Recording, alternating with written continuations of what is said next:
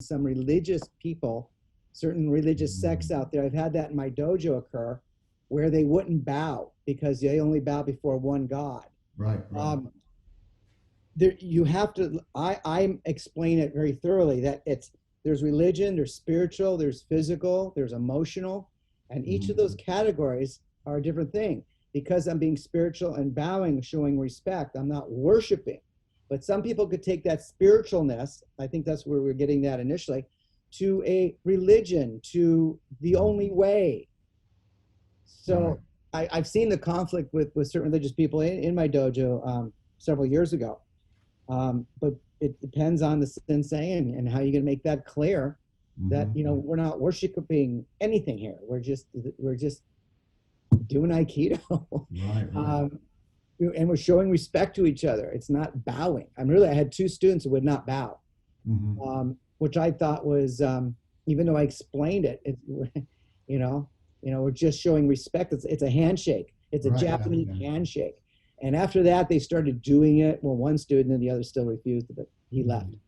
So the far line between religion and spiritual and way of life can all be broken down. So anyway, sorry to get off subject. Yeah, no, that's good. You know, I really like what you guys are saying, because when I was approaching it was a little different area, but I think you're hitting something that is correct and maybe a little unique, that we're not saying that Aikido is going to increase, love, peace, harmony, and all this stuff.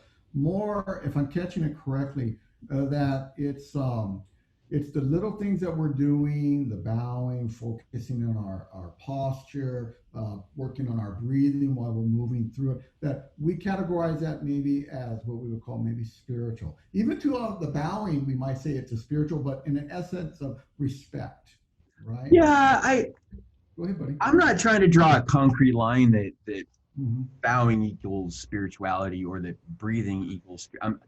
So I'm not trying to make it that simple. So I'm not trying to boil it down to, okay, if 5 things, if you breathe and you bow, now you're being spiritual. Not quite. But by going through the motions of some of this practice and bringing your system, your body into a sense of calm, bringing your body, if you're overly exerted, by controlling your breath, bringing your body into, if your mind's going crazy, control your breath. Maybe a lot of spirituality, the aspect of spirituality as we think of it in Aikido, maybe a lot of it has to do with the breathing, and that's your mind-body connection is your breathing, right? And so with that mind-body connection, do we find spirituality in a mind-body connection? Focusing on our breath, focusing on our breathing, focusing on our blood pressure and our carotid up here or something, if we're having a stressful day. Being in tune with yourself and your environment and those things around you, right? So to me, I guess I don't know what spirituality is. So we're talking about spirituality. Maybe I don't know what it is, but this is what's going through my mind when I'm trying to talk about it and to come up with something to say, well, this is spirituality, because it's not really something anybody can truly define. So we're talking about ideas and trying to bring this idea into something that we can put our hands on. And so that's kind of where I am right now with it. That's why I said in the beginning, you can't define it. It's infinite.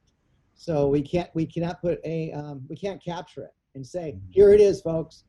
So on that note, and I agree what you're saying. On that note, then, why is Aikido then so proficient in, people think of Aikido spirit, Aikido spiritual, right? Because what we're saying, and I think we agree on, that it's not exclusive to Aikido. Other arts will also encompass this.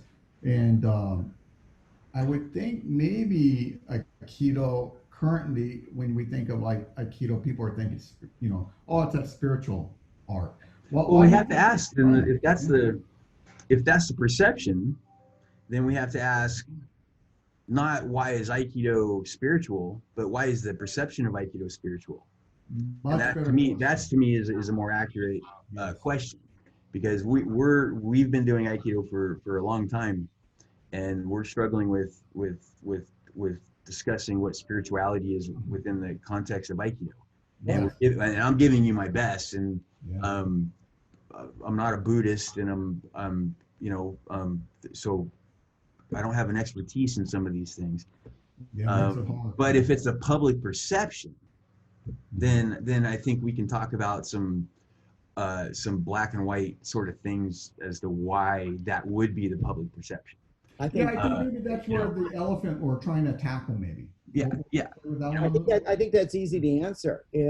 What is our brand? Our brand is Aikido. It's in the name. There you go. So right away, there's your spirit way of harmonizing. So right away, there's the public perception, my initial perception. Yep. It's an art that harmonizes the spirit. Right. Wow. Let me try. And now we're trying to bring it together and say, okay, here's our public, our label. Right. And now we're the practitioners, and we're connecting the dots, and it was so much easier when I started. Now up here, it's gotten more complex. It's gotten more undefinable. I thought I knew the answers, and it was, 7th Q, 6th Q, 5th Q. Oh man, this stuff is cool. I'm harmonizing my spirit. And then you realize, Yeah. Real quick. So everybody out there, in the comment section, what do you think the spiritual is? And if you can share with us, and maybe there's something that we're missing that you'd like to bring to the podcast, please put it in the comment section. We greatly appreciate that. Let's move on with that feel of the vein, because I think Aaron nailed it right on the head. That's what we're looking at, the public perception of Aikido. Oh, I like that. I want to do that. The second question is, okay, how do we combine this spiritual, as we articulated, part of Aikido when we're training in the dojo? And I've heard a lot of this, that Aikido needs to be more spiritual in the dojo. I've heard some real high-ranking influenced Aikidoists, kind of saying, hey guys, we got to get our act together and bring that to the dojo. So let's kick that around. How do we take what we're talking about and actually practical application in the dojo? And Aaron, you go first this time, buddy. Well, I think it's difficult. Thank you. Yeah, this is a difficult to try. Okay, so how do we take spirituality, which we're challenged to define, right, and then how do we take that, which we've yet to really define, and then apply that to our school or our daily study? So these things are difficult. So I would go back to then, what is the perception, and what if somebody's saying bring spirituality back to Aikido? Then to me, that I interpret that as, it sounds like we want more traditional Japanese, more Japanese, true Japanese traditions in our school, right? So by tying in more of the Japanese traditions, the understanding of the Japanese culture, and all of that, which is this massive amount of, it's not something easy to understand. But by applying the traditions, then I think we as Westerners can start getting a little closer to what the public is saying when they're saying, well, let's apply this to our Aikido. Let's apply spirituality. Tradition, for those who maybe haven't done Aikido, maybe listening, like, well, what does he mean, the tradition? Well, there's if you look at, if we were to take a step back and just try for just a microsecond to look at Japanese culture, which I don't understand, but I try.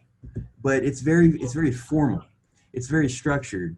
Every person has a level. Every person has some sort of rank in society. So either you're above somebody or you're below them, and that's throughout everything. And then you have the very specific nature, I wouldn't say of the culture, to examine every minute aspect of whatever it is that's being done, whether it is sweeping a floor or painting a wall, or if you look at martial arts and Budo, how do you fold your belt? What side of your gi top do you put on first? Which part of the dojo is considered the senior or the junior side. You know, all of these other things of structure within that culture. But through all that structure, it's like by getting through all of that, it's like, whew, you know, by starting to understand all that, you know, there's a depth to that. And maybe perhaps that depth, the depth in these traditions and the depth in this that we're talking about, maybe that's part of the spirituality, to actually negotiate through all of this stuff. Because again, I'm giving you my thoughts on it as a I think you're Westerner, nailing it. you know. So. No, I think you articulated that very well. Steve, go for it, buddy. It's listening to Aaron. I mean, just took words exactly out of my brain. It's like the Zoom can measure it. I agree 100%. And when from bowing to testing to caring for the dojo, like you just said, the etiquette, all that leads over time to your own spiritual definition.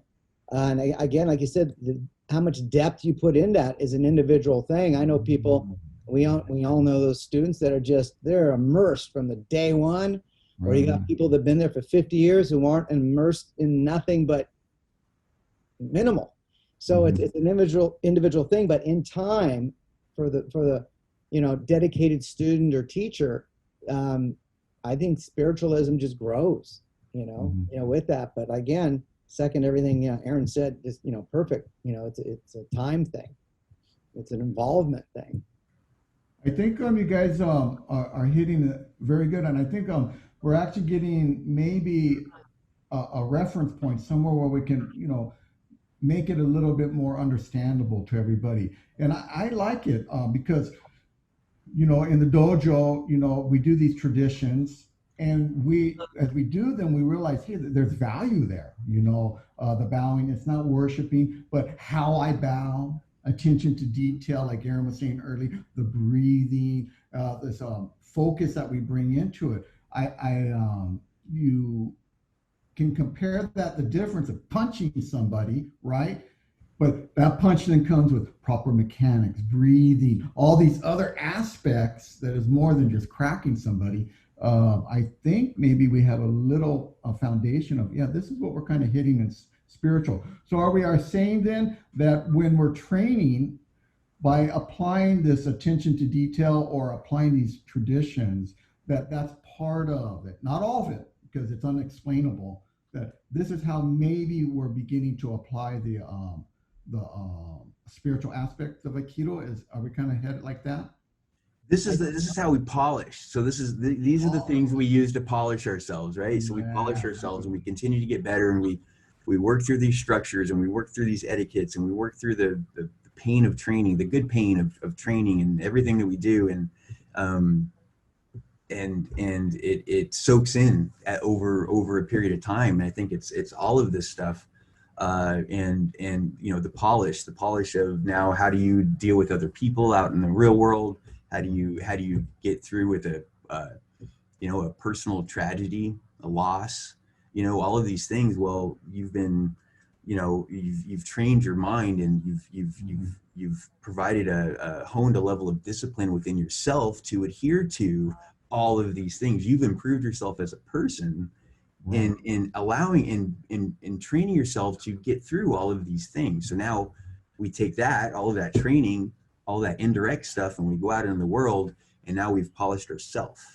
And we take that, to me, as we're talking through it, maybe that's some of the spiritual aspect, the self-improvement and the struggles that we make day to day, day in and day out, to go in there and to make ourselves better, to help our training partners out, to give our best to others. And then over a period of time, that's the polish. Maybe that's the spiritual aspect of improving yourself, improving others, doing better, and being a better person because of it. Go, Steve. Exactly, Aaron. And it's like we work really hard. We get that black belt, and we grab all our experience, and we grab all that spiritualism, and it's inside this belt, and it's really dark. And then in time, that black belt starts getting white and opening up, Mhm. Now, you can look at our spiritualism and Aikido the same way, because that's how it kind of was for me. I just feel like it's opened up in a different way. We're more vulnerable. We're more concrete.